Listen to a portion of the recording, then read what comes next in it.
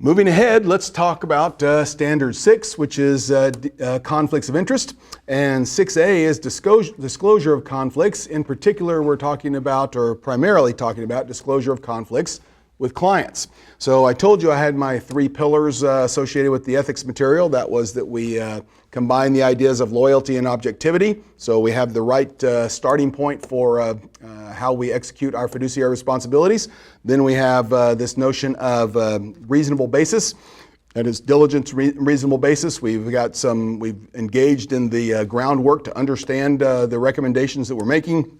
And then finally, we directly consider suitability for our particular clients. Well, if I could expand my pillars to say, here's three pillars and a caveat, this would be my caveat. So we live and work in an industry where conflicts of interest are just plethora, right? They're just all over the place.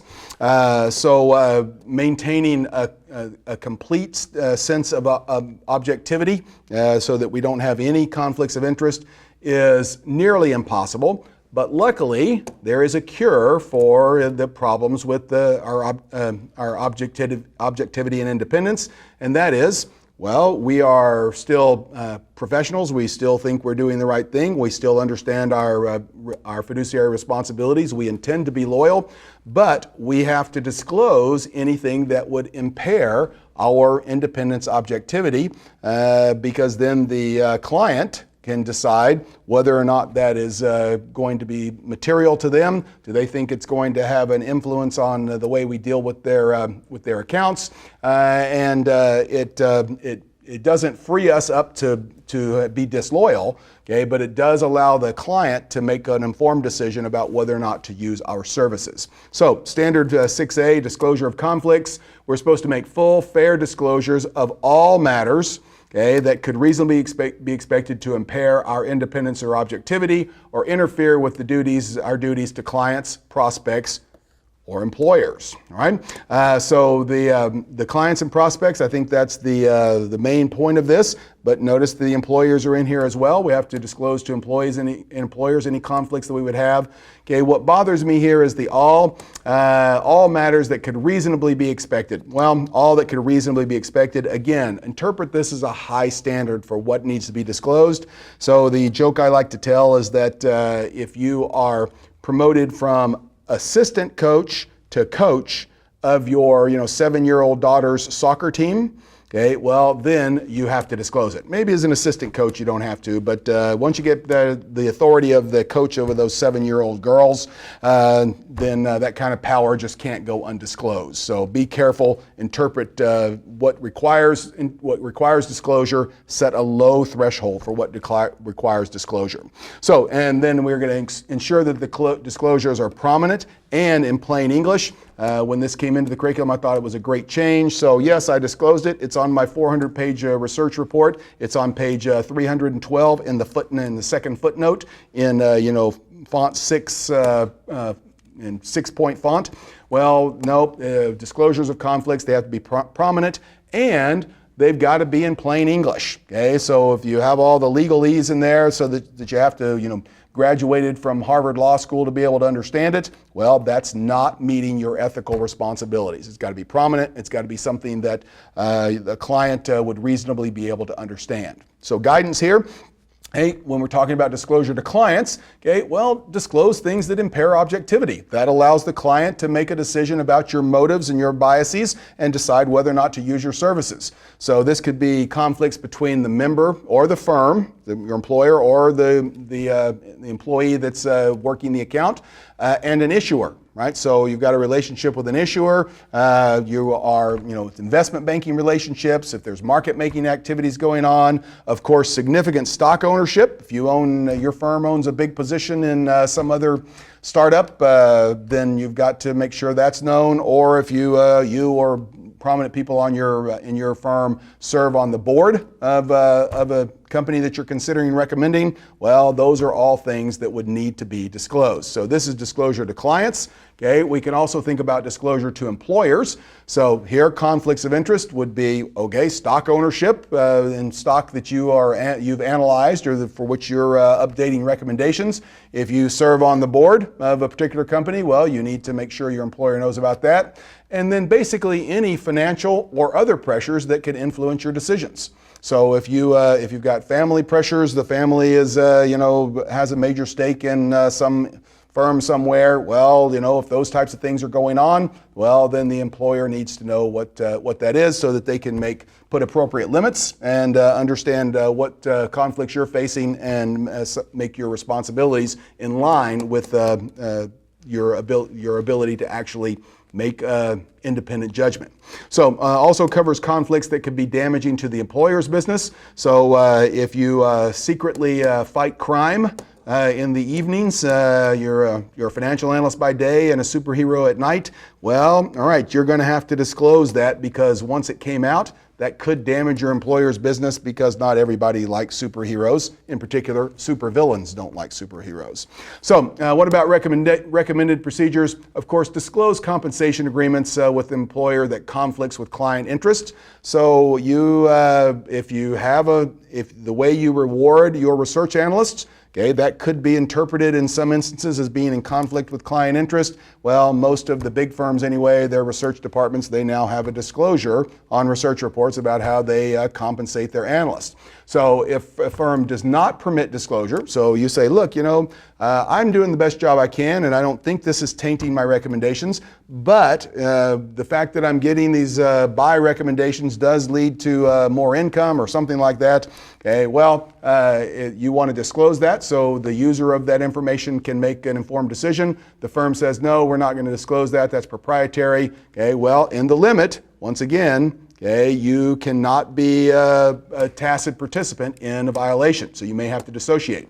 So firms are encouraged to include compensation information in promotional materials, which, like I said, I think most of the big firms are already doing that. But nonetheless, to the extent that you have influence over it, it's recommended by the code and standards that you work towards that goal.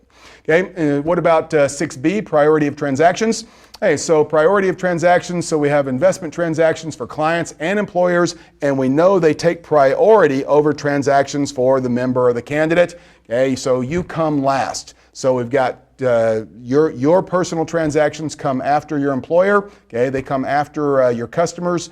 If you read between the lines, and this has to come from several places, the order actually should be client transactions first, then employer, and then private. So that's the order of loyalty, of duty of loyalty. So your highest duty of loyalty is to your clients. Okay, you also have a duty of loyalty to your employer. Okay, so which is reasonably the case. So if you've exercised those, you've met those duties of loyalty, well, then you can trade for your own account. Also, you are prevented from doing front-running type stuff. So if you have knowledge of large trades that are going through, well, you can't use knowledge of pending trades for personal gain. And in terms of guidance, remember, a beneficial owner, that doesn't mean that you own the stock. You have any direct or indirect personal interest. So, you have a brother-in-law that you say, well, we're doing this, and boy, I wish I could go buy the stock before that transaction went through or that trade went through. Well, if the brother-in-law is trading on that information, well, you're a beneficial owner. So anything that would benefit you, even indirectly, that would be something that you have to be mindful of when we're talking about priority of transactions. So client and employer transactions take priority, as we've already said, and this is an interesting caveat at the bottom, that is family member accounts. Well, if you have a family member who has an account, okay, well, that has to be treated like any other account. So you can imagine a scenario on the exam where you have a portfolio manager. He or she has a stable of customers, and one of them is Aunt Ruth. Well, they make the decision that just to avoid the appearance of evil, we're not going to include Aunt Ruth in the allocation of shares in a hot IPO, right? Everybody wants those, and if I'm giving them to Aunt Ruth, they're going to think I'm playing favorites, all that. No, you can't do that, okay? Aunt Ruth is a client, and you can't give her unfair advantages, but you also cannot unfairly disadvantage Aunt Ruth, right? So a family member account is an account, and it has to be treated like all other accounts, so it can't be advantaged and it can't be disadvantaged. So in terms of recommendations here, the firm's compliance procedures ought to, limit participation for equity IPOs for employees. All right, so that those benefits ought to go to the customers or the clients of the firm, and then they ought to restrict the purchase of securities through private placement. So a private placement, of course, here, the idea that we're going to have securities issued through private placement, well, that's a lot like an IPO, right? I mean, so IPOs, equity IPOs, of course, are equity. Private placements could be anything, and most frequently, perhaps debt securities. Okay, but if the firm is participating in a private placement, okay, well, there ought to be some policy for, and again, it doesn't specifically say that you can't let employees participate, okay, but we ought to limit the participation of employees and restrict the purchases of securities through private placement, those types of things, because those benefits ought to be accruing to our customer base. Okay, and then finally here in priority of transactions, we ought to have blackouts or restricted periods when the firm is operating with executing large transactions, those types of things for a particular client account. Okay, well, let's just have a blackout period. The firm's not going to trade. The firm's employees aren't going to trade. Have reporting procedures or prior clearance requirements for employee trades. So at some point, if your accounts are big enough, your employer will probably ask you to do that. And maybe even if your account isn't very big, they'll ask you to get prior clearance before you buy and sell any individual security. And then also, of course, disclose policies on personal investing to clients. So what is it that your employees are doing? Well, if you're an employment of a firm, in the employ of a firm, okay, they have some sort of personal investing policy. Well, they ought to be able to disclose that to clients if the client were to request. So that is 6B, priority of transactions. Okay, and that brings us to 6C, which is referral fees, right? So referral fees, obviously, we live in a world where we work in an industry, where, it's surprising sometimes given the amount of electronic communication and automation and those types of things, okay, but still personal networks become just so valuable in our industry. And if we have a referral fee policy, that is, we are either paying for referrals, so somebody sends us a client, we send them something of value. That could be football tickets, it could be money, it could be anything else. Or if we send our client to somebody, we are receiving a referral fee, so it doesn't matter which direction it's going. It's covered by standard 6C referral fees.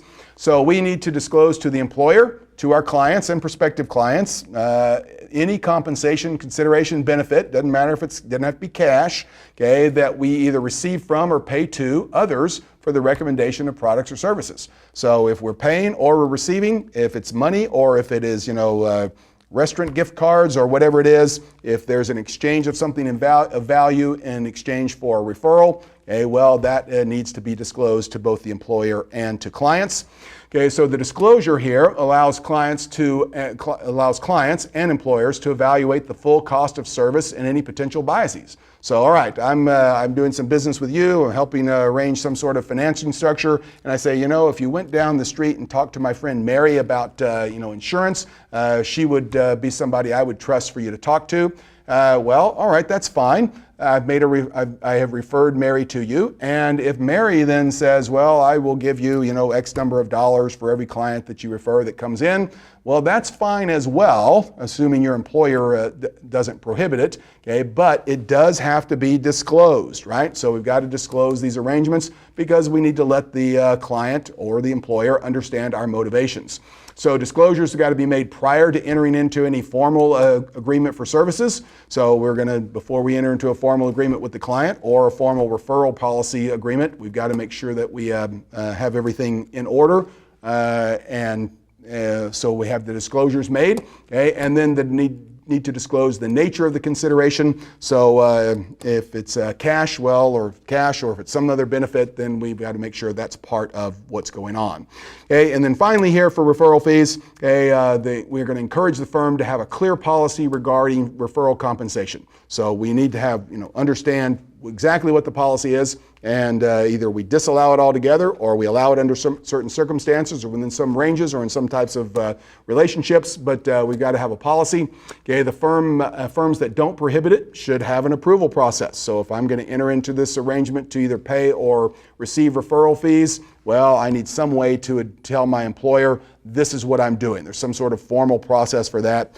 And members should update the referral compensation disclosures to the employer at least quarterly, right? So if you've got to give them quarterly updates as to what you're doing with the referral structure for whether it's incoming or outgoing, then you ought to give them some sort of, this is still guidance, this is required.